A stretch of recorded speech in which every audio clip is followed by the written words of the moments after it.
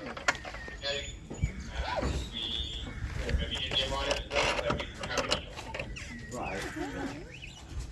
I don't know where they are, but... They're here. Right. So, we're going to go through this. It looks like he's going to jump. It's dark. If you don't mind, I'm going to take my jumper off. You're right there, Jack. It's very warm in our lemur enclosure. So, welcome to our ring-tailed lemur walkthrough. You don't get any prizes for guessing why they're called ring-tailed lemurs. An interesting thing about their rings on the tails is they all have 13. Yes, I know. I will go into it, but for that reason they are seen as quite an unlucky animal. But I'll tell you about our troop. So we have 7 of them. Has anyone seen the film Madagascar? Yeah. Who was in charge? King Julian. That's a massive lie. These are a matriarchal animal, so there should be Queen Juliet, in fact. So we have a family group. They are no longer breeding. Our walkthrough is a perfect size for 7 lemurs and 7 lemurs only. So we don't want to interfere with that. They're happy living their lifestyle. They're a very social animal. Out in the wilds of Madagascar, you would find them in these family groups as well, numbering some more than we have here. But like I said, this is the perfect size for them. Now, what Joe and Kirk are just feeding them is a protein pellet, very similar to what we give our chimpanzees. We don't feed them meat, so we supplement their diet with this protein pellet. And as you can see, they absolutely love it. We're just performing a scatter feed, make it as naturalistic as possible. Yeah, look at greedy. Yeah, you've already got some. You've got some. So they all, use their noses. Obviously, in this way, they can see where we're putting them as well. But it gets them moving around, and they like to move it. Thank you. I'm here all week. So the way that they predominantly move is leaping. They are able to walk, but then legs at the back are much longer, so for them it's just easier to leap around. There is actually a lemur species known as the shafaki, which you may have seen on animal documentaries, that likes to leap sideways, like this. These guys not so much, they'll just leap straight forwards. Okay. Now I'm going to ask you a question, and it's sort of a trick question. Are they monkeys? No. No, they're not monkeys. They're known as prosimians, which means they actually predate monkeys. They're pre-monkeys. For that reason, they're not the most intelligent. I don't want to say it too loud, I don't want to offend them. So they are able to work things out, but not as well as other monkey or monkey species, or certainly not the apes. They also do have a prehensile thumb, but they're not going to be using so much as tools, as you will see. Now we have got a lovely tail scarf behaviour over here. So the reason I've had to take my jumper off is actually because we are at the hottest part of the zoo right now, and the lemurs have been put here on purpose. So they are very picky when it comes to the weather. They're not going to be out here if it's raining. They're not going to be out here if it's snowing. Not even if it's slightly windy. They have to be in blazing hot sun most of the time. And what they will do to absorb as much heat as possible is they'll actually take on a Buddha pose, which I'm hoping they'll start to do in just a second as the sun comes round. It will be like so. And what they're doing is they're warming that white belly that they have, bringing all of the heat in so they can absorb as much heat as possible. And then if they're feeling a little bit chilly, they will use their tails as scarves, wrapping it around themselves. Oh. Do they stay in the winter? Yes. By choice, they do have access to this. A little bit of a squabble. There's food everywhere, guys. Still. They may occasionally come out if it's a sunny day, but say if it was raining or even slightly drizzling, there is no amount of treats to get these guys out. They're very, very picky. They are a social animal, as I mentioned, so they will perform social grooming as well.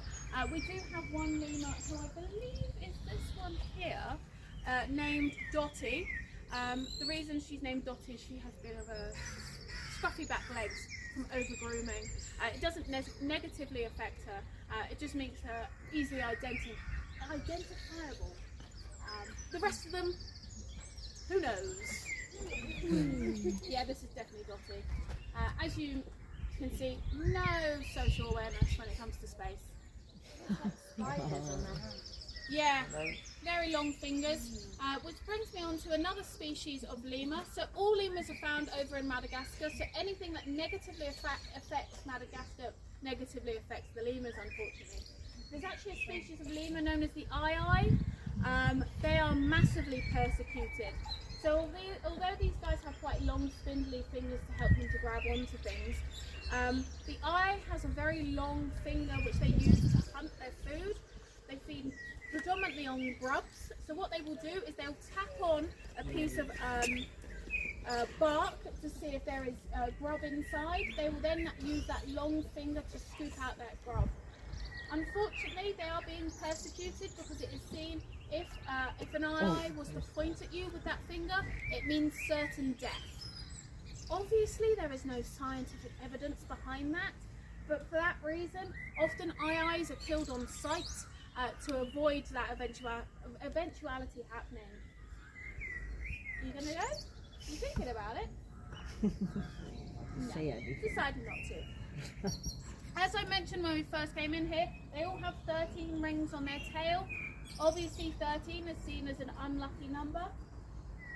So unfortunately these are persecuted as unlucky animals as well. A group of lemurs is actually known as a conspiracy. Once again, an unlucky sign. I don't think they're a particularly horrible animal. I think they're quite sweet. The complaints, yeah. There is actually a lemur species that isn't persecuted, known as the injury, which is a massive white lemur. And the reason they're not persecuted or hunted is because they're seen by Madagascan people as the ghosts of dead relatives. So obviously they want to protect them. So what we're trying to do is educate people about them, tell them that they're not unlucky, try and make them fall in love with the lemur.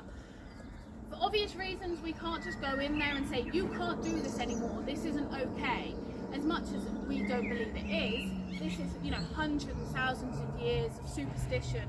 So we've got to be very understanding, empathetic towards that. So it's just about re-educating people, trying to help them protect the lemurs rather than persecuting them.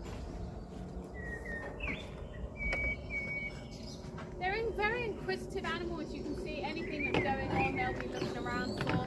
They have very distinct... Can we see if Kurt can open the door? They have very distinctive calls as well. They will remain silent most of the time to try and avoid giving away their position to animals potentially hunting them.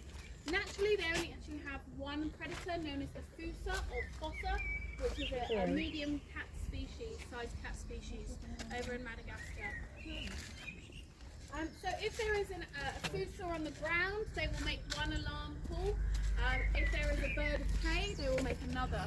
So the lemurs know whether to scramble up the trees or drop down to the floor. But they use body language a lot of the time by holding their tails nice and high when they're walking through the ground to let the family group know where they're going, so they're not constantly calling, because obviously if they're constantly calling, they're giving away their position. Now what we've got here is some lovely scent marking. Luckily for us, we can't actually smell the smell that lemurs are producing because they stink. So when a male is trying to impress females and trying to deter other males from coming into his troop, they have a thing known as a stink fight. They have scent glands obviously near their rear end and also on their wrists, which they produce this horrible smell from. Whoever is the smelliest and whoever can, withstand that smell for the longest time is the winner. We do have a male in here, Quaker. Luckily we do not smell him. Now we do have a double door system because they can escape and they will plot to escape as well. If our lemurs were to escape, it's not the end of the world, it's not like a lion escaping, it's not like a chimpanzee escaping. What they will do is they'll go and sit up in the trees and they will laugh at the keepers if they try to tempt them down. The way to get a lemur back into their enclosure is by using a grape. They absolutely love grapes. I don't know if they mentioned it last night with our chimpanzees. We try to... You're coming in to get the breath a bit fine. We try to avoid giving them fruits because it's so high in glucose, the fruit that we eat, so that it would be like giving a toddler loads of sugar. It's a bad idea.